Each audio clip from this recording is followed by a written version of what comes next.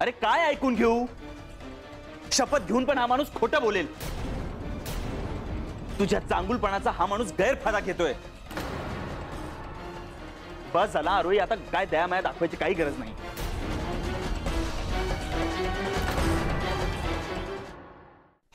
बरोबर आहे तुझं तन्मय.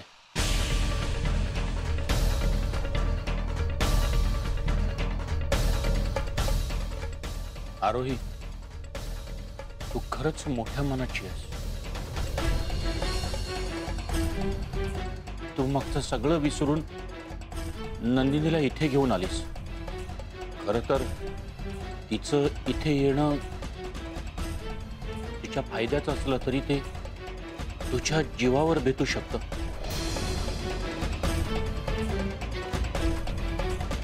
आणि म्हणून मी तिला मेंटल हॉस्पिटलमध्ये ठेवण्याचा निर्णय घेतलाय.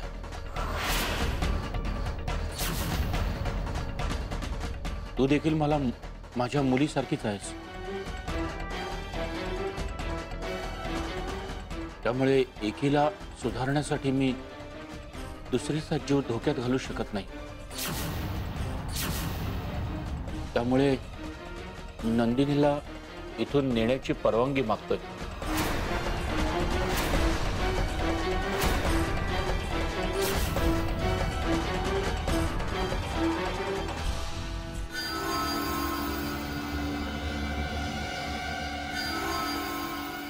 तुम्ही माझ्या बाबांचे मित्र होता, पण ते मैत्रीचं नातं विसरून तुम्ही माझ्या बाबांशी आणि त्यानंतर माझ्याशी सुद्धा जे काही वागलात त्याचा राग आजही माझ्या मनात आहे.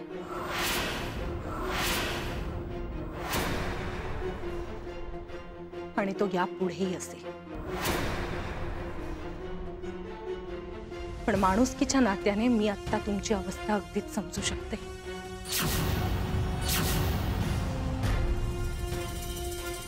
नंदिनीचे वडील या नात्याने तुमची तिच्याबद्दल असलेली काळजी सुद्धा समजू शकते. त्यामुळे आज मी तुम्हाला शब्द देते,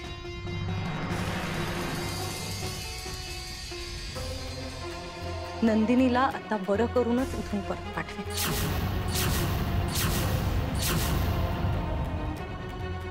आणि त्यासाठी मला काहीही करावं लागलं ना तरी ते करायची तयारी आहे माझी.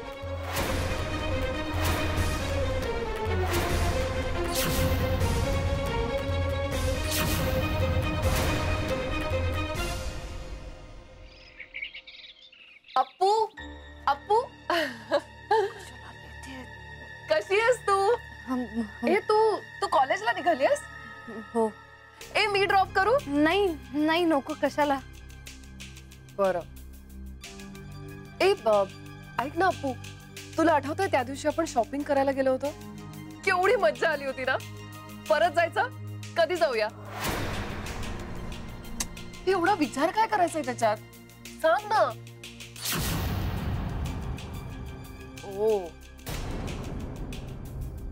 ह्यावेळी कोणापासूनही लपवून जायचं नाही. आरोही ताईला सगळं सांगून जाऊया, मग तर येशील? येईल. गुड.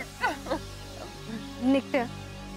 ए ऐक ना, तुला विचारायचं म्हणून म्हणत होते आणि राहूनच गेलं. मला सांग, तुला जो मी ड्रेस दिला होता तुझ्या फंक्शन साठी, तुझ्या मैत्रिणींना आवडला का? हो आवडला ना. हो, खूप आवडला. म्हणजे काही जणी तर जेलस सुद्धा झाले. म्हणजे माझ्या मैत्रिणींकडे असा एक्सपेन्सिव्ह ड्रेस नाहीये ना. राईट.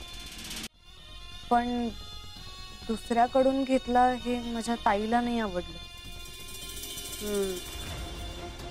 तू त्या दिवशी पण बोललीस मला. पण मला काय वाटतं माहितीये, तुझ्या ताईचं एका अर्थाने बरोबरच आहे. म्हणजे कोणाला आवडेल, पण आता यापुढे असा इश्यू नाही होणार आहे.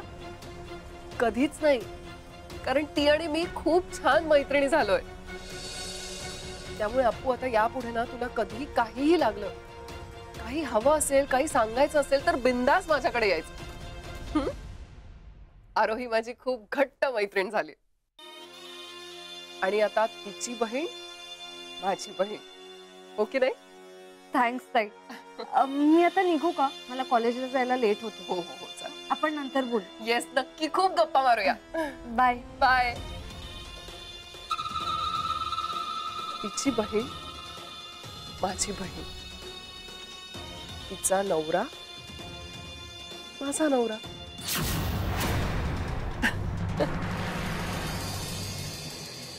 तुम्ही आता नंदिनीची काळजी अजिबात करू नका. हे घर सुद्धा आता तिचंच असल्यासारखं आहे. आणि हो, तिच्या उपचारांसाठी डॉक्टरांना सुद्धा आता इथेच यायला सांगा.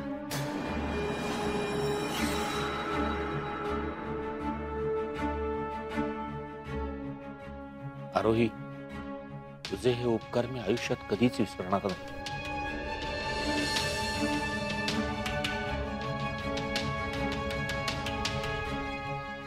आणि आणखीन एक परवानगी तुम्हाला द्यावीस.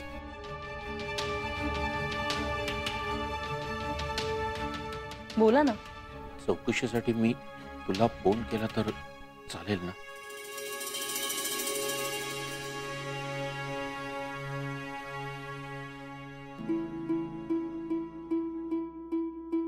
हो, काहीच हरकत नाहीये.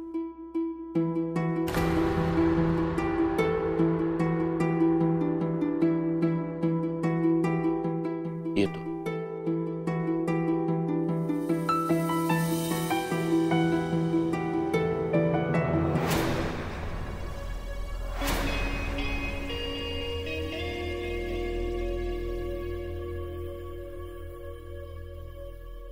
तन्मय, तू सुद्धा आता निश्चिंतपणे ऑफिसला जा. इथली काळजी नको करूस तू, आणि माझी तर मुळीच करू नकोस. घरातले सगळे आहेत इथे आणि माझ्या सोबत आहेत. मला काहीही होणार नाही. तू आता तुझ्या कामावर कॉन्सन्ट्रेट कर.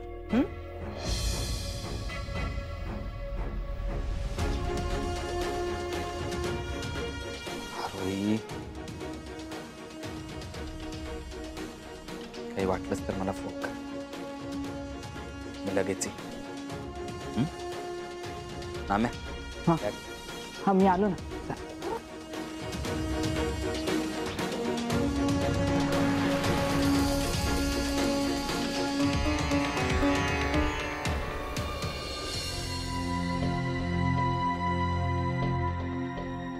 बोल, काय बोलायचंय?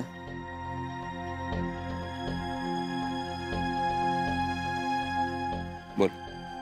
साहेब, आजवर मी खूप चुकीचा वागलो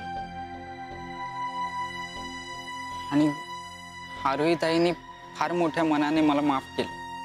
त्या राया जबडेसारख्या माणसाला त्यांनी माफ केलं. आरोहीताईचं हे वागणं बघून ना आज माझे डोळे उघडले. मग साहेब, माझ्या डोक्यात ना एक वेगळीच आयडिया आली. कोणती आयडिया? मी नंदिनी मॅडम समोर त्यांच्या मर्जीतलाच माणूस आहे असाच वागेन. आणि असं केल्याने आपल्याला त्यांच्या मनात काय आहे ते कळेल सुद्धा, आणि माझी नजर त्यांच्यावर राहील. काय बोलता? तुझी आयडिया चांगली आहे,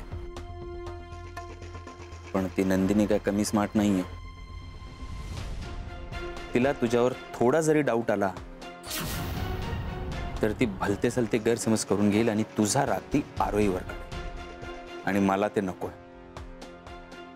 मला आरोहीची काळजी वाटते. मी तुम्हाला प्रॉमिस देतो, मी आरोही ताईंच्या अंगावर एक ओरखडा सुद्धा आणू देणार नाही. माझ्यावर विश्वास ठेवा साहेब.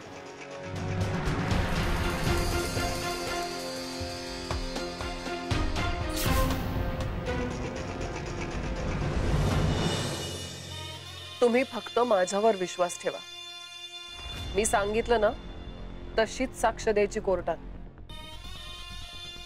हे बघा, तुम्हाला ती प्रॉपर्टी हवी आहे ना, मग मी सांगते तसं कोर्टात बोललात तर ती प्रॉपर्टी तुमची. आता दुसऱ्या पार्टीचं नुकसान होत आहे, मग त्याचा तुम्ही काय इतका विचार करताय? तुम्ही स्वतःच्या फायद्याचं बघा ना. ते जास्ती महत्वाचं आहे. आता त्यासाठी कधी कधी थोडंसं खोटं बोलावं लागतं. हे बघा, प्रत्येक वेळी सरळ मार्गाने जाऊन गोष्टी मिळतात असं नाही. मग वाट थोडीशी वाकडी करायची, थोडे खोटे खोटे अश्रू ढाळायचे. एक गोष्ट लक्षात ठेवा, जितकी चांगली ऍक्टिंग तुम्ही कराल तितकेच केस जिंकण्याचे चान्सेस जास्त. माणसाच्या मूळ स्वभावातच खोट असेल तर मग तो कोणाशीही चुकीचा वागू शकतो. जर नंदिनी तिच्या क्लायंटला खोटेपणाने वागायचा सल्ला देते तर आधी तन्मय आणि नंतर आग्रह मिळवण्यासाठी नंदिनी नाटक करूच शकते. याचा अर्थ हिला इथे आणून मी चुकत तर नाहीये ना.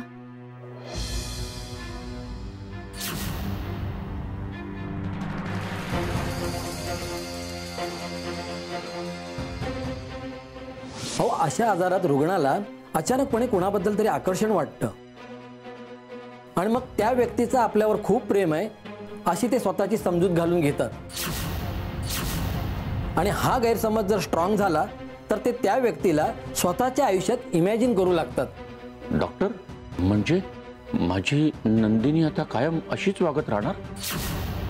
हो, अगदी कायम अशीच नाही म्हणता येणार, पण मी सांगितलेला मुद्दा वगळता असे पेशंट इतर बाबतीत अगदी नॉर्मल आयुष्य जगत असतात.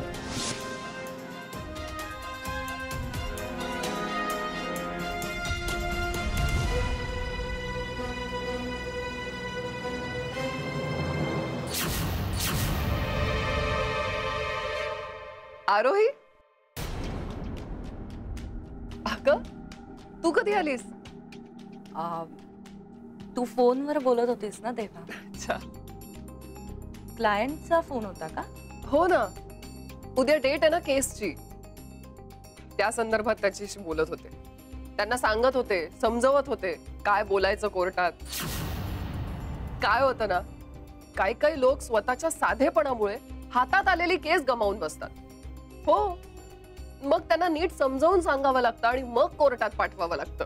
म्हणजे साधेपणाने वागणं माणसाला त्रासदायक ठरू शकतं असं म्हणायचंय का तुला? डिपेंड्स. केस कशी आहे त्याच्यावर अवलंबून आहे ना. ऐक ना, माझ्या प्रोफेशन बद्दल आपण नंतर खूप गप्पा मारूया. आता मला काहीतरी खायला देशील? खूप भूक लागली आहे. सँडविच आणू शकशील? एक मिनिट, तन्वीने खायला नाही दिलं तुला काहीच? दिलं, पण मी नाही खाल्लं. आरोही, मी खरं सांगू, ह्या घरात ना तुझ्याशिवाय इतर कोणाकडून काहीही घ्यायला मला खूप भीती वाटते बघ. हा ग, पण का? कारण जाऊ दे ना, ते प्लीज नंतर डिस्कस करूया का? पोटात कावळे ओरडतायत, सँडविच हवाय, प्लीज लवकर. आणि हो, तोपर्यंत मी तन्मयचा टिफिन भरून ठेवला ना, तो त्याला देऊन येते. नंदिनी, अगं तन्मय मगाशीच गेला ऑफिसला. काय? हे काय वेड्यासारखं बोलतेस? अगं हो, मी खरं सांगतेय, तो मगाशीच ऑफिसला गेला. मी स्वतः त्याचा टिफिन त्याला दिला आणि मी त्याला. नाही नाही, मला सांगितल्याशिवाय तो घराबाहेर पडूच शकत नाही. मला सांगितल्याशिवाय तो कुठलंच काम करत नाही आरोही. आणि तुला असं म्हणायचंय की मला न सांगता त्यांनी तुला सांगितलं? असं होऊच नाही शकत.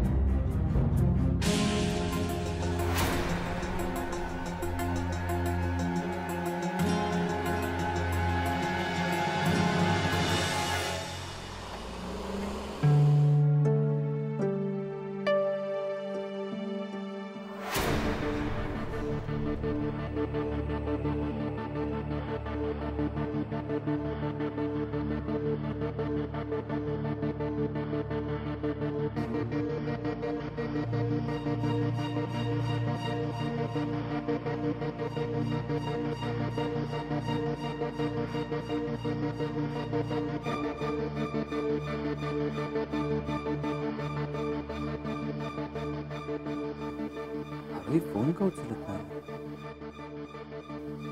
प्रॉब्लेम तर झाला नसेल ना? नंदिनीने नवीन काही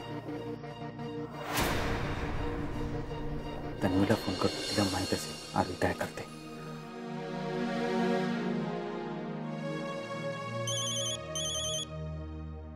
हॅलो, बोल तन्मय. अगं ताई, आरोही कुठे आहे? मी कधीपासून फोन करतोय, तू फोन उचलत नाहीये. बिझी आहे का? नको ते काम करण्यात बिझी आहे. म्हणजे? अरे म्हणजे आपण सगळे नको म्हणत असताना पण तिने स्वतःवर एक वाढीव काम घेतलंय ना, तेच करते. अरे यार,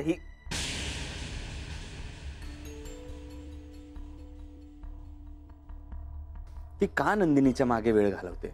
फुकट वेळ घालवतीये असं म्हण. अरे आता ती नंदिनीची फक्त सेवा करायची बाकी आहे. एखाद्या पेशंटला सांभाळायला एक प्रायव्हेट नर्स असते ना, अगदी तशी अवस्था करून घेणार आहे आरोही स्वतःची. मला तर पुढचं चित्र पण स्पष्ट दिसतंय. नंदिनी तिला नाचवणार आणि आरोही नाचणार. हे आरोही तिला एवढं का अटेंड करते? घरात इतर जण आहेत ना.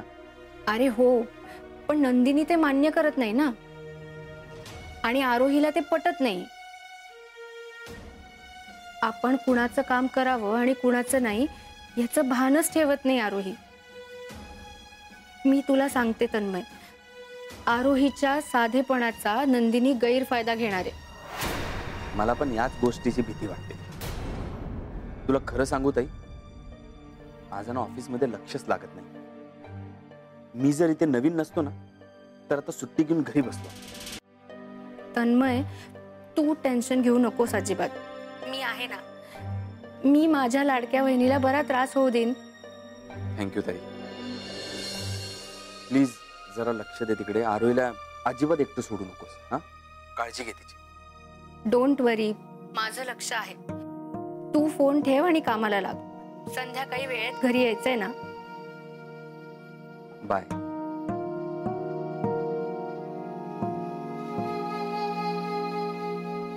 मी तन्मयला धीर दिलाय खरा, पण नंदिनीवर इतक्या बारकाईने लक्ष ठेवणं कसं जमेल काय माहिती. ती कधी काय करेल याचा नेमच नाहीये. तन्मय, तन्मय, तुझा डबा गेला ऑफिसला. आता ऑफिस मध्ये जाऊन द्यावा लागेल.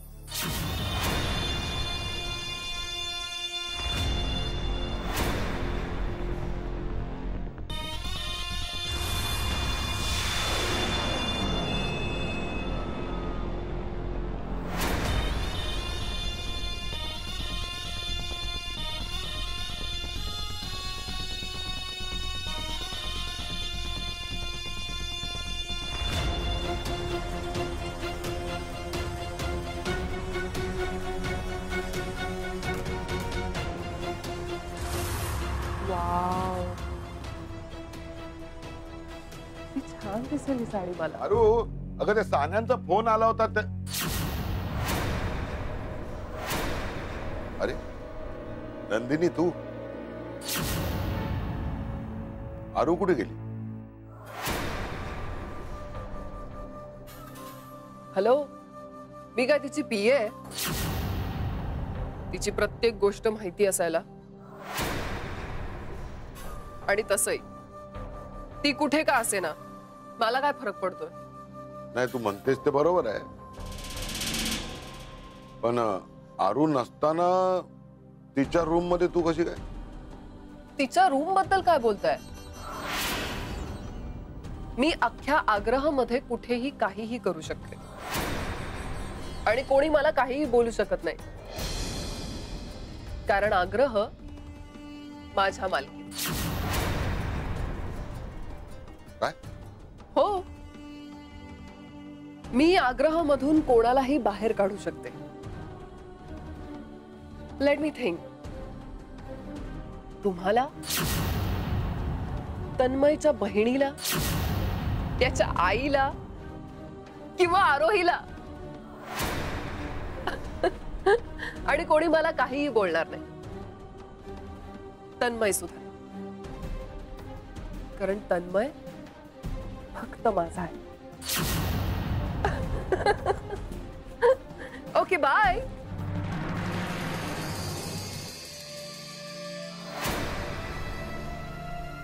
ही नंदिनी आरूच्या सुखी संसाराला नजर लावायलाच आलेली दिसते. या विषयावर तन्मयशी बोलायलाच लागणार.